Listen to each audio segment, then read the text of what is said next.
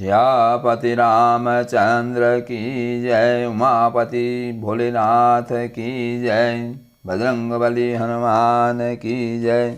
सभी प्रेमी भाई बहनों को जय श्री राम।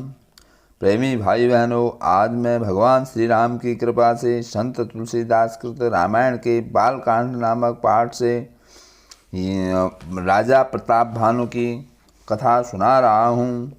आप लोग ध्यान से सुनकर आत्मलाभ प्राप्त करें। धन्यवाद।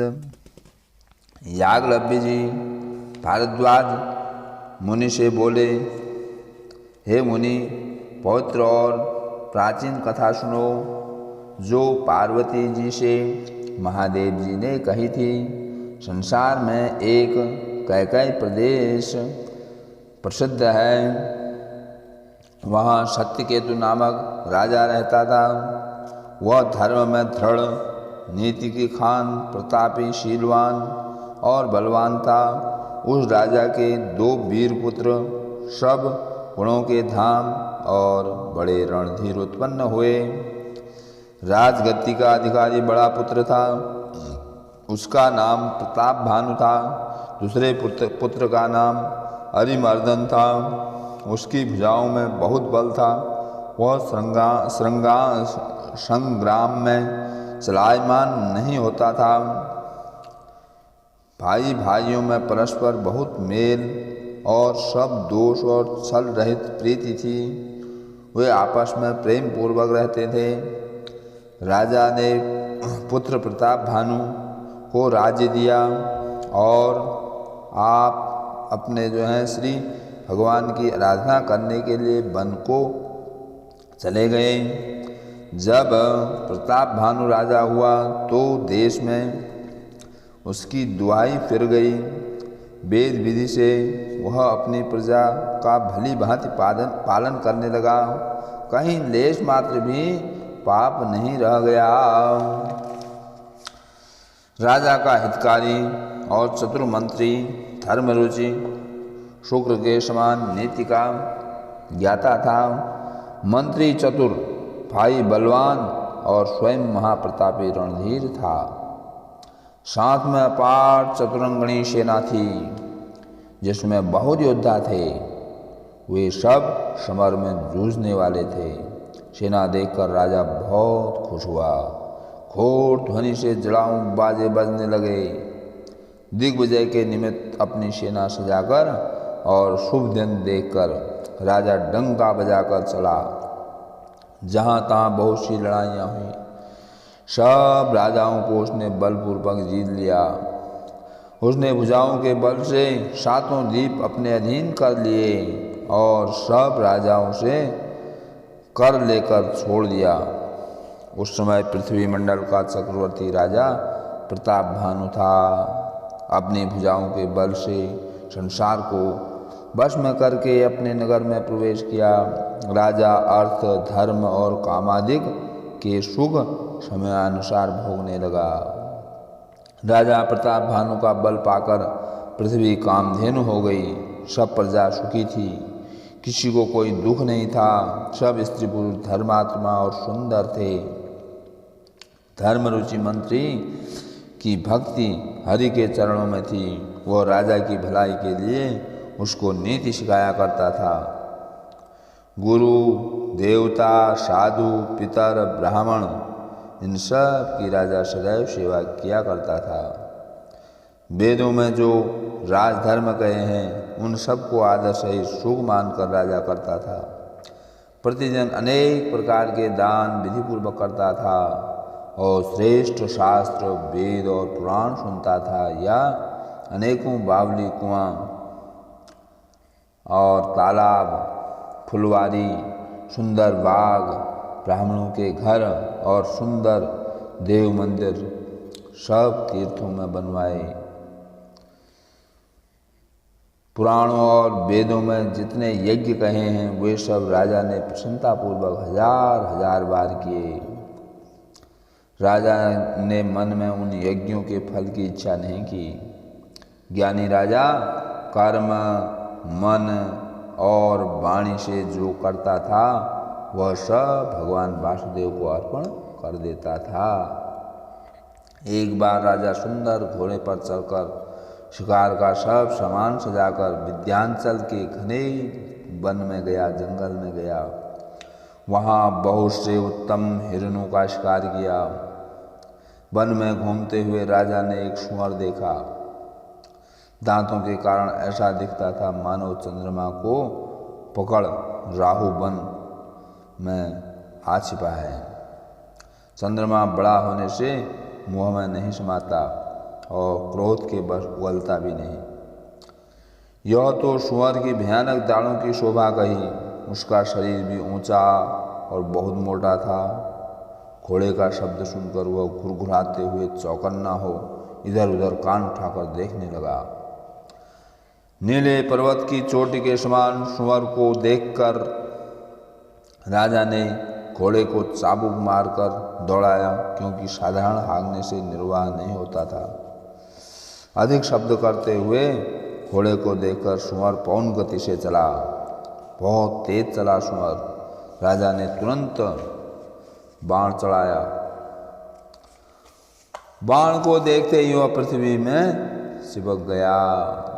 राजा ने तक तक कर बाण चलाए, पर सूअर ने छल करके अपना शरीर बचा लिया। कभी दिखाई देता और कभी छिपता हुआ भागता जाता। राजा भी मारे क्रोध से उसके पीछे हुआ था। भागता हुआ सूअर दूर जंगल में चला गया, जहाँ हाथी घोड़े का निर्वाह नहीं था। राजा निपट अकेला था। वन में जंगल में कठिनाई बहुत थी, तो भी राजा उस सूअर का पीछा नहीं छोड़ता था। सूअर ने राजा को बड़ा धीर देखा तो भागकर पर्वत की एक गहरी गुफा में घुस गया। वहाँ अपनी पहुँच न देखकर राजा पछता कर लौटा और उस घने वन में मार्ग भूल गया, रास्ता भूल गया। थकावट से उदार राजा घोड़े समेत भूखा प्यासा व्याकुलता से नदी तालाब ढूंढते ढूंढते बिना पानी के अचेत हो गया। फिर वन में भटकते राजा ने एक आश्रम देखा। उसमें एक राजा कपट से मुनि के वेश में रहता था, जिसका देश प्रताप भानु ने छीन लिया था और जो युद्ध में अपनी सेना को छोड़कर भाग गया था। प्रताप भानु का अच्छा समय जानकर और अपना कुशमय जानकर वह घर नहीं गया। उसके मन में बहुत लज्जा हुई और उसने अभिमानी राजा प्रताप भानु से मेल भी नहीं किया। क्रोध को मारकर कंगाल के समान वह वन में तपस्वी के वेश में रहता था। उसके पास राजा गया, तब उसने पहचान लिया कि वह प्रताप भानु है। मारे प्यास के राजा ने उसे नहीं पहचाना और सुंदर वेश देखकर उसे महामुनि समझा। घोड़े से उतरकर प्रणाम किया, परंतु परम चतुर राजा ने अपना नाम नहीं बतलाया। राजा को प्यासा देखकर उस मुनि ने सरोवर दिखला दिया, पानी का तालाब दिखला दिया। तब राजा ने प्रसन्न होकर घोड़ा सहित स्नान और जलपान किया। सब थकावट दूर हुई और राजा खुश हो गया। तब वह मुनि राजा को अपने आश्रम में ले गया। सूर्यास्त का समय जानकर आसन दिया। फिर प्रेम पूर्वक कोमल वाणी से तपस्वी कहने लगा, तुम कौन हो? सुंदर युवा होकर जीवन की परवाह न करके वन में अकेले किस कारण फिरते हो? चक्रवर्ती कैसे तुम्हारे लक्षण हैं? तुम्हें देखकर मुझको बहुत ही दया लगती है। राजा ने कहा, हे मुनि, प्रताप भानु एक राजा है, उसका मैं मंत्री हूँ और शिकार खेलता हुआ रास्ता भूल गया हूँ। बड़े भाग्य हैं जो आपके चरणों के दर्शन हुए। मुझे आपका दर्शन दुर्लभ था, इससे मैं जानता हूँ कि कुछ भला होने वाला है। उस मुनि ने कहा, हे तात, अब अंधेरा हो गया है, यहाँ से तुम्हारा नगर 70 योजन दूर है, बहुत दूर है। हे सुजान, रात भयावनी है, रास्ता नहीं सूझता, ऐसा जानकर आज यहीं रहो, प्रातःकाल होते ही चले जाना। तुलसीदास जी कहते हैं, जैसी होनहार होती है वैसी सहायता मिल जाती है, या तो आप ही उसके पास आ जाती है या उसे ही वहाँ ले जाती है। हे नाथ, बहुत अच्छा। ऐसा कहकर मुनि की आज्ञा सिर पर रख घोड़े को वृक्ष में बांध राजा बैठ गया।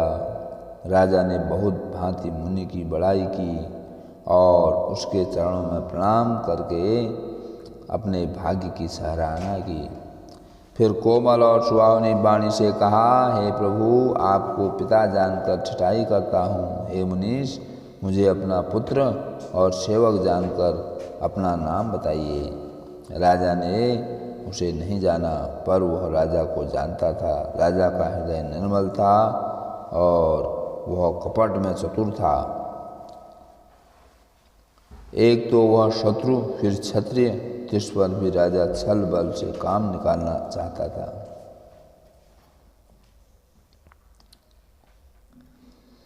अपने राज्य सुख को याद कर वह शत्रु दुखी था। कुम्हार के अंबे की अग्नि के समान हृदय में जलता रहता था। राजा के सरल वचन सुनकर वैर याद कर मन में बहुत प्रसन्न हुआ, बहुत खुश हो गया। वह कपट में डूबा कोमल वचन को युक्तिपूर्वक बोला, अब हमारा नाम भिखारी है, क्योंकि हम निर्धन और घरहीन हैं। राजा ने कहा, आप सरीखे जो विशेष ज्ञान के खान होते हैं और अभिमान से रहित होते हैं, वे सदैव अपने आप को छिपाए रहते हैं, क्योंकि कुबेर बनाकर रहने में ही सब प्रकार से भलाई है। इसी से तो संत और वेद पुकार कर कहते हैं कि अकिंचन ही भगवान के प्यारे हैं। आपके समान निर्धन भिखारी ग्रहहीनों पर ब्रह्मा और शिवजी को भी संदेह होता है। आप जो कोई हूँ सो हूँ, आपके चरणों को प्रणाम है। हे स्वामी, अब मुझ पर कृपा कीजिए। कपटी मुनि राजा की स्वाभाविक प्रीति और अपने में विशेष विश्वास देखकर सब प्रकार से राजा को अपने वश में करके बोला, सुनो राजन, मैं शुद्ध भाव से कहता हूँ कि यहाँ मुझे जो बहुत समय बीत गया है, अब तक न कोई मुझे मिला न मैंने किसी को जनाया, क्योंकि लोक प्रतिष्ठा तप रूपी वन को भस्म करने को अग्नि के समान है। तुलसीदास जी कहते हैं, सुंदर वेश देखकर मूर्ख ही नहीं चतुर मनुष्य भी धोखा खा जाते हैं। मोर देखने में सुंदर है, अमृत के समान बोलता है, पर भोजन इसका सांप ही है। इसी कारण वन में छिपा रहता है। भगवान को छोड़ और किसी से मुझे कुछ भी प्रयोजन नहीं है। प्रभु भगवान तो बिन जनाए ही सब कुछ जानते हैं। फिर लोग को रिझाने से कहो कौन सी सिद्धि है। तुम पवित्र और सुंदर बुद्धि वाले बहुत प्यारे हो, मुझ पर तुम्हारी प्रीति और विश्वास है। हे तात, अब तुमसे बात छिपाऊं तो मुझको बड़ा दोष लगेगा। ज्यों ज्यों वह तपस्वी उदासीन वचन कहता था, त्यों त्यों राजा को विश्वास बढ़ता जाता था। जब राजा को कर्म, मन और वाणी से अपने वश में देखा, तब बगुला भगत तपस्वी बोला, हे भाई, मेरा नाम एक तनु है। यह सुन राजा सिर नवाकर बोला, मुझको अपना सेवक जानकर अपने नाम का अर्थ समझाकर कहिए। कपटी मुनि बोला, जब सबसे पहले सृष्टि उत्पन्न हुई थी तब मेरी उत्पत्ति हुई थी, तब से दूसरी देह धारण नहीं की, इसी से एक तनु नाम हुआ। हे पुत्र, मन में आश्चर्य मत करो, तप से कुछ दुर्लभ नहीं है। तप के प्रताप से ब्रह्मा जी सृष्टि रचते हैं, तप के ही प्रताप से विष्णु जगत की रक्षा करते हैं, तप के प्रताप से ही रुद्र संहार करते हैं। तप से संसार में कुछ भी दुर्लभ नहीं है। यह सुन राजा को अत्यंत स्नेह हुआ। तब वह पुरानी कथाएं कहने लगा। उसने कर्म, धर्म, अनेक इत्यादि, वैराग्य और ज्ञान का वर्णन किया, उत्पत्ति, पालन और प्रलय की अनेक और आश्चर्य भरी कथाएं सुनाई। सुनकर राजा उस तपस्वी के वश में हो गया और तब अपना नाम बताने लगा। तपस्वी ने कहा, हे राजा, मैं जानता हूँ तुमने कपट किया, सो मुझे भला लगा। सुनो राजा, ऐसी नीति है कि राजा लोग जहाँ तहाँ अपना नाम नहीं बतलाते। तुम्हारी बड़ी चतुराई देखकर मुझे अत्यंत स्नेह है। तुम्हारा नाम प्रताप भानु है, तुम्हारे पिता सत्यकेतु थे। हे राजा, गुरु की कृपा से मैं सब जानता हूँ, पर अपनी हानि जानकर नहीं कहता। हे तात, तुम्हारा सीधापन, प्रीति, विश्वास और नीति में चतुरता देखकर मेरे मन में तुम्हारे प्रति ममता उत्पन्न हो गई है। इसलिए तुम्हारे पूछने पर भी मैं अपनी कथा सुनाता हूँ। अब मैं निसंदेह प्रसन्न हूँ। हे राजन, जो मन में इच्छा हो वही मांग लो। ऐसे सुंदर वचन सुनकर राजा प्रसन्न हुआ और चरण पकड़कर अनेक प्रकार से विनती करने लगा।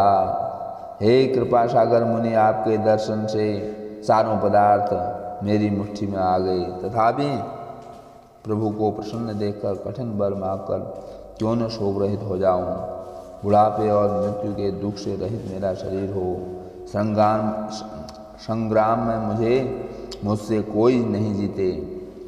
100 कल्प तक पृथ्वी पर मेरा अकंटक एक छत्र राज्य हो। तपस्वी बोला, हे राजन, ऐसा ही हो, पर एक बात कठिन है, सो भी सुन लो। हे राजन, ब्राह्मण कुल को छोड़कर काल भी तुम्हारे चरणों में सिर नवाएगा। तपस्या के बल से ब्राह्मण सदैव बलवान होते हैं, उनके कोप से कोई रक्षा नहीं कर सकता। हे राजन, ब्राह्मणों को वश में कर लो तो ब्रह्मा विष्णु भी तुम्हारे वश में हो जाएंगे। ब्राह्मण वंश से किसी की जबरदस्ती नहीं चलती। दोनों भुजा उठाकर मैं सत्य कहता हूँ। हे राजन सुनो, ब्राह्मणों के श्राप के बिना किसी समय तुम्हारा नाश नहीं होगा। जब मुनि के वचन सुनकर प्रसन्न होकर राजा बोला, हे नाथ, अब मेरा नाश नहीं होगा। हे कृपा निधान, आपकी प्रसन्नता से मेरा सब कल्याण है। एवं अस्तु कहकर कपटी मुनि फिर बोला, वन में हमारा मिलना और अपना वन में रास्ता भूल जाना किसी से न कहना, और यदि कहोगे तो मेरा दोष नहीं है। हे राजा, मैं तुमसे इसलिए मना करता हूँ कि इस बात को कहने से तुम्हारी बड़ी हानि होगी।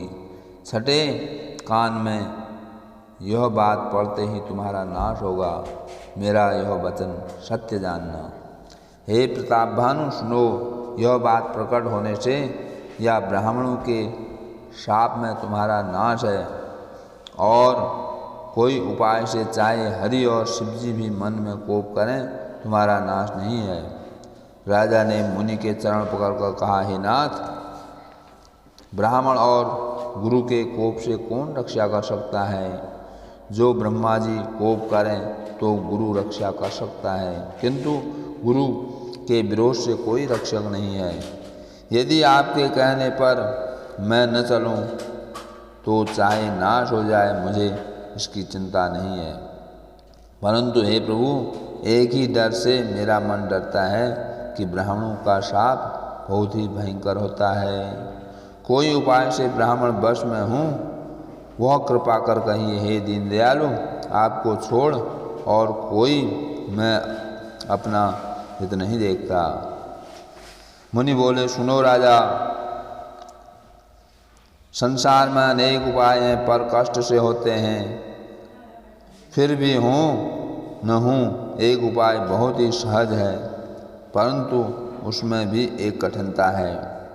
वह युक्ति मेरे अधीन है, परंतु मैं तुम्हारे नगर नहीं जा सकता।